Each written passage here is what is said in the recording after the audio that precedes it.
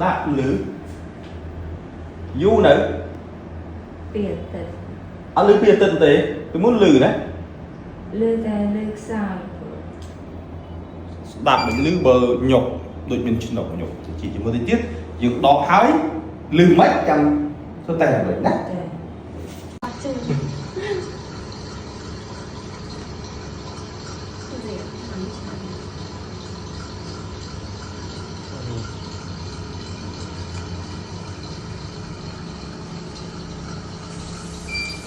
vụ ấy cái chỗ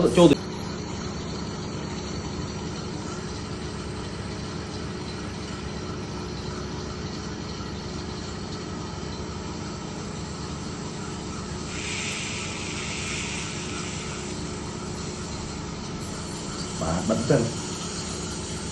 mở chỗ tôi có tàng và bắt lên mình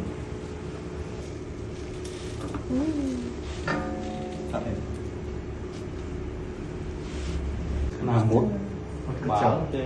ố còn khỏeไปจองเรียงเรียนเรียน nước đi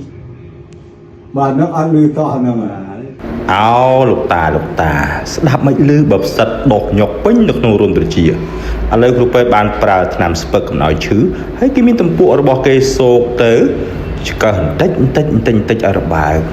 nóm anh miếng ca chưa chạp thế chơi tận nào rồi bỏ dưới cứ vô sạch để đột cọ đáng bánh được nô rôn từ chia để xa tại việc đột nhọc bánh được nô rôn từ chia mình ai ao lục sầm lên cho tới bàn đôi chân này có đam lư têហើយអ្នកដែលនៅជុំវិញគាត់ចេះយល់ច្រឡំថាដោយសារតែគាត់អាយុច្រើនពេកលោកតាបច្ចុប្បន្ន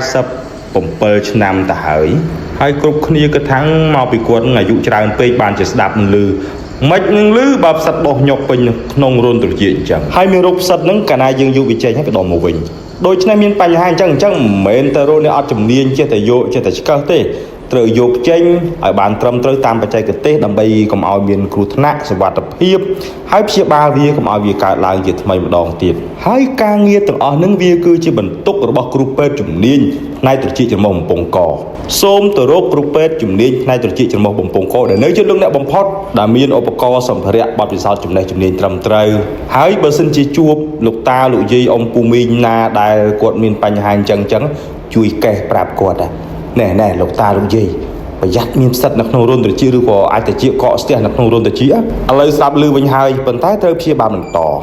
យើងឮខ្លាំងនេះគឺជាផលវិបាកដ៏អាក្រក់មួយសម្រាប់បងប្អូនដែលជួយចិត្តត្បាល់ត្រចៀកដំណើរនោះបានប៉ះទង្គិចនឹងជញ្ជាំងរន្ធត្រចៀកបណ្ដាលឲ្យមានការបង្ករោគនៅជញ្ជាំងរន្ធត្រចៀកបង្កើតទៅជាអាប់សែ